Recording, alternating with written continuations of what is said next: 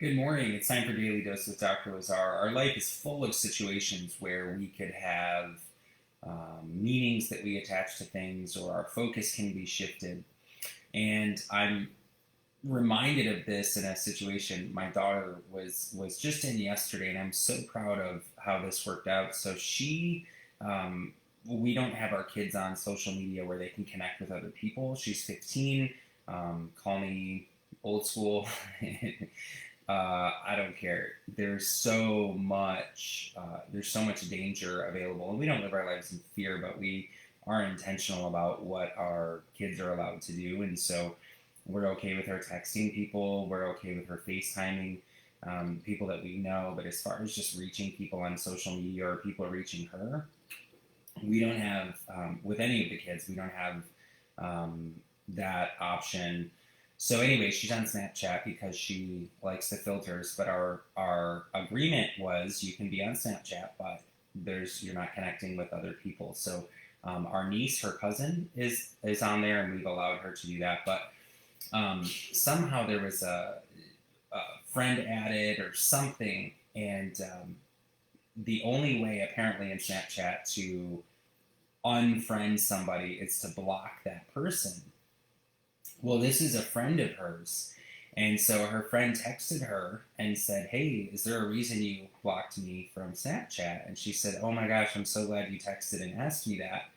I'm not allowed to connect with people on here. I'm not allowed to have, connections with people on here. I'm just using it for the filters. But I'm really glad you asked, and you should come over swimming soon." And I thought that is more mature than a lot of people my age, where something happens and we'll attach meanings to that, and we'll say, well, that must not be a friend of mine because why would they ever block, and that sort of thing. And instead of attaching their own meaning, her friend went right to the source, asked her. There was a level of honesty that needs to be there to build trust in relationships. And I would encourage you and myself, when there are things that are going on, I can't tell you how many times I built this thing up in my head. I mean, I made a mountain out of a molehill, and I made this thing bigger than life. And I mean, for sure, I'm positive this is going to be the end of, whatever. And then I went to the person because the Bible says that's what you're supposed to do, right? Instead of trying to figure it out on your own. And I started doing that because I was wasting a ton of energy. I was wasting energy trying to figure stuff out. And I thought, why would I be trying to figure this out? I got enough to do. I'm going to go right to the source and be open and honest and transparent and non accusatory and just say things like, hey, when you did this, the meaning I attached to it was this. And I'm not suggesting that's what you were doing, but I don't want this to take on a life of its own. Could you help me make sense of that? And I don't know any time where they said, you know what, you're exactly right. I hate you. I think you're a loser, and I never want to talk to you again. I don't think that's ever happened. Usually they'll say, oh my word, I'm so glad you said that.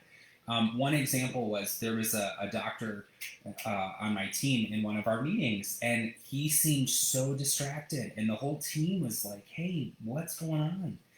And it was bugging me. And so, as a leader, instead of wrestling with this and attaching meaning and making decisions, I just went to him and said, hey, you seem really distracted. And he said, well, how do you mean? And I said, well, for one, in the meeting the other day, you're on your iPad, you're on your phone. That's not paying full attention. That's not playing full out. That's not best in the world. What's going on? And he said, man, I'm really glad you said something. I was making sure my phone was on silent because I didn't want to be rude and have an interrupted meeting. And on my iPad, I was taking notes about how you were saying to handle that situation. And I thought, man, am I glad I said something? So go to the source. It's a biblical thing. It's a universal principle. Do not attach meaning. And for goodness sake, don't go get other people. Oh, my word. Can you imagine how big stuff gets? What if my daughter's friend had gone to her friends, their mutual friends, and said, well, she blocked me on Snapchat. Don't go to her pool party. Don't, whatever. I mean, that could happen. That's real. But instead, these young ladies were very mature. They went to each other. They talked about it. Everything's totally cool, and it's because her friend went to the source. This Thursday, if you're an existing patient of ours, a practice member, or if you're a paid coaching client, we have our Full Potential Weekly Live Coaching, Thursday, 1 p.m. That's via Zoom, where I'll be talking this week about how to pull weeds and not pull your back.